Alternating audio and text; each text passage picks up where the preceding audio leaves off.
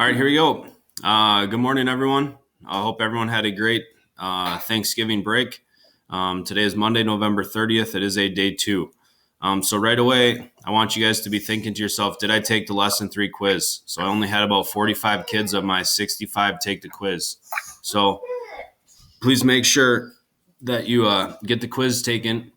If you have not done that already, you're going to have to add that to your agenda today. You guys see we'll have book A pages, book B pages, and it is Monday. So we want to get in 20 minutes of iReady learning. I'm going to jump right away to our learning target for today. So you guys can write this down in your math notebook. November 30th, I can use ratio strategies to find equivalent rates. So probably very similar to something we had last week. We're just building on and expanding, getting extra practice in with being able to find equivalent ratios. So in your math notebook, you guys should be writing down, I can use ratio strategies to find equivalent rates. Three of those big strategies we talked about last week would have been unit rate. Come on, pencil.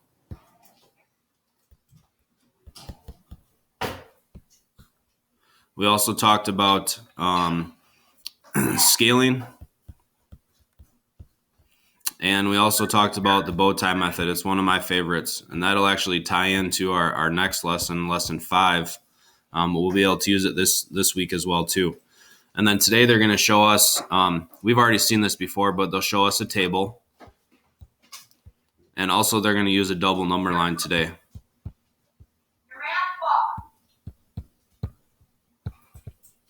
So we got a whole bunch of different options for us to be using.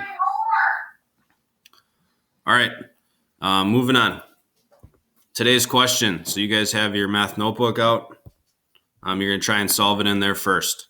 It says, Carly paints magnets that she sells at craft fairs. She can paint 12 magnets in 4 hours. At this rate, how many magnets can she paint in 2 hours and in 10 hours? So you guys have your math notebook out. Let's see what we can get figured out here. I'm going to give you guys a couple minutes to go ahead and work.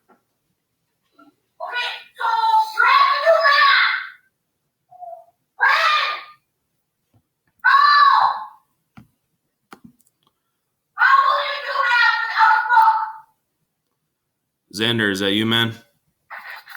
No. All right. Somebody's got to mute their mic. They're getting hollered at.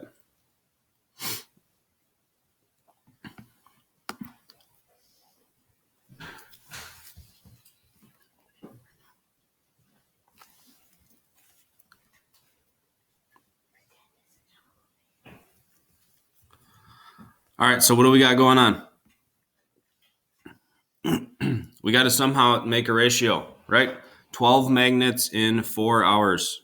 So hopefully a bunch of you wrote down in your paper 12 over 4, or you could have flipped it, right?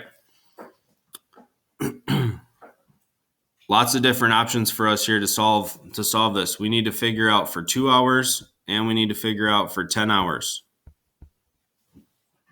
So if you guys set up the ratio like this, real easily, you might be able to use scaling, right? 4 divided by 2 is 2, and so 12 divided by 2 is 6. Okay, that would be using scaling. You could set it up and use the bow tie method, where you're going to multiply 12 times 2, which is 24, divide by 4, and you get 6. Okay, or you could simply go ahead and start making a table if you wanted to. So we found out our answer for 2 hours, she can make 6. What is our answer for 10 hours?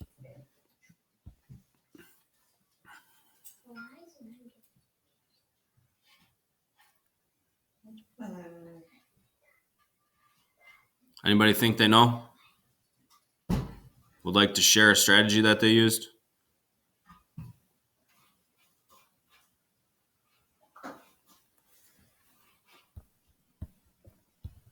All right, I'll just keep talking then. Hey, if we look at it this way, there's no easy way for us to use scaling, right? 4 times something, it's not a nice whole number that equals 10. So scaling is not a good option. Okay, so we could use the bow tie method, where we're going to multiply, divide, get our answer. Or you can use one of the other ratios that we already found was equivalent. So if we took the ratio we just used right here and we had 6/2, then it would be very easy to use scaling, because 2 times 5 gives us 10, and so 6 times 5 gives us 30. So they can make 30 in 10 hours, okay?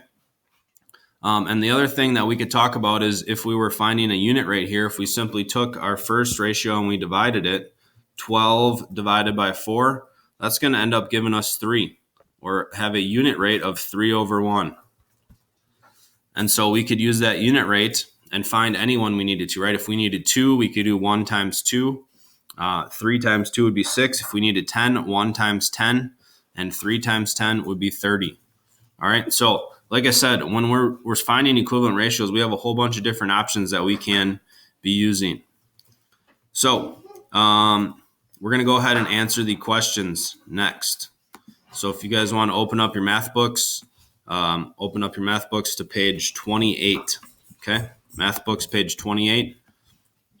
We'll go ahead and find the questions there and we'll answer them.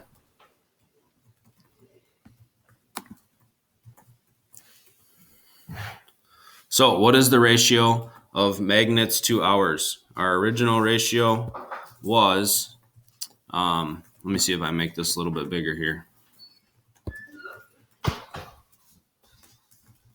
Be a little bit easier for me to write. Our original ratio was, what was it, 6 magnets? No, sorry.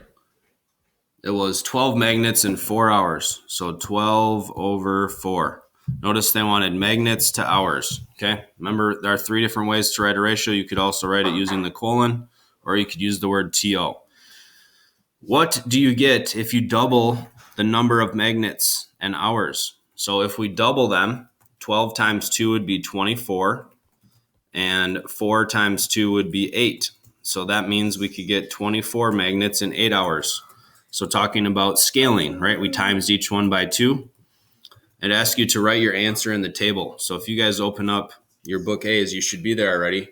You can go ahead and fill out in 8 hours, you get 24 magnets.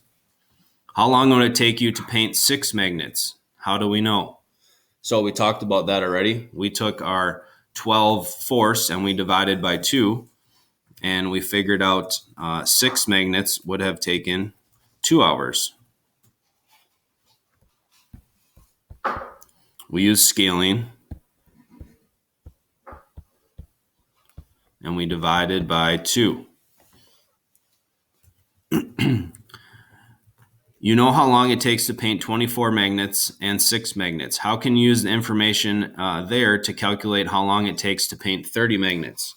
And this was something that Colin was talking about last week a couple of different times, where he was piecing 2 different ratios together.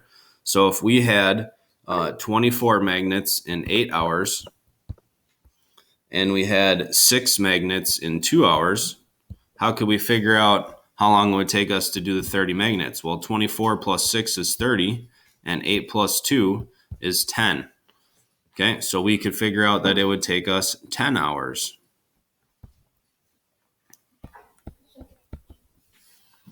Finally, explain how to use the information in the table to find out how many magnets she can paint in 1 hour. So we could take any one of these and we can divide. So use any ratio and divide. Oops, not ration. Use any ratio and divide. Maybe we'll write down, do what it says. Remember, we talked about that. We do what the ratio says. This ratio over here says 24 divided by 8. This ratio says 6 divided by 2. This ratio says 30 divided by 10. So we do what it says, and we end up getting 3/1. Or when you divide on your calculator, you're going to get 3. And you just have to understand that when you're dividing that, that's going to tell you how much per 1. So 3 magnets per hour. Okay? All right, very good. So we got those questions answered. Next up, we're going to go ahead and move on to, I got to escape here. So I can click to my next slide.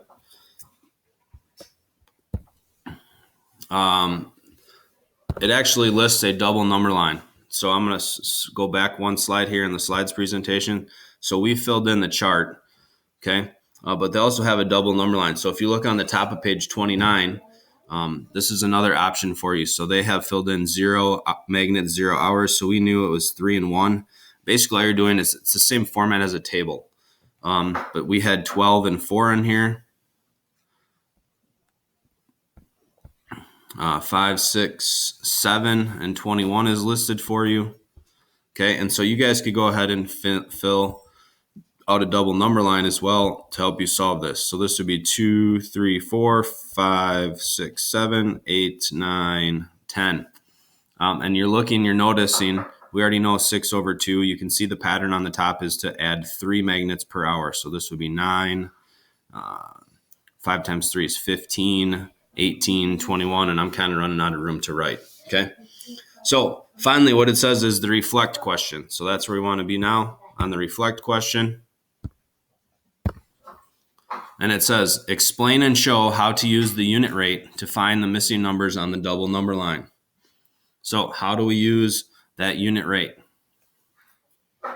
Remember, the unit rate was 3 over 1. So how are we going to use that? This was magnets per hour. So you can say you multiply the hours by 3. Or you could simply take the fact that when you're on that number line, you're always going to increase by 3 on the top, and you're going to increase by 1 on the bottom.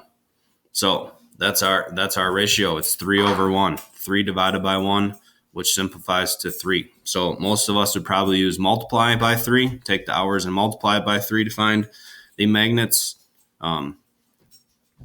That's probably our best option. So for filling in the double number line, we had to answer for 3 hours. So 3 times 3 would be 9. We had to fill in for 5 hours. So 5 times 3 would be 15. We also had to fill in for 6 hours. 6 times 3 would be 18. And it would continue on, right? 8 times 3 is 24. And I think the last one is missing is 9. 9 times 3 is 27. All right. So that is our instruction for today. Okay. You guys will need to go ahead and complete the Book B pages, if it'll let me go there in my slide presentation. Right here, Book B pages 29 and 30 are due on Tuesday. What I'll do is I'll leave the link, the Google Meet open, so that if you guys have any questions, you can hop back on and ask me any questions that you have. But you're going to have to speak up because I'll have my own kids doing some Google Meets and be helping them, so I'll be around the house. So if you need help from me, you're going to have to hop on and say, Mr. Myers, I need some help, and I'll be over. All right? So get pages 29 and 30 done. Remember, iReady minutes. And if you do not take the Lesson 3 quiz, you might have quite a bit of things to do today. All right? That's all I have for you. So you guys have a wonderful Monday, and we'll see you tomorrow. Thanks for checking in. See ya. Bye. Bye. See ya. Bye.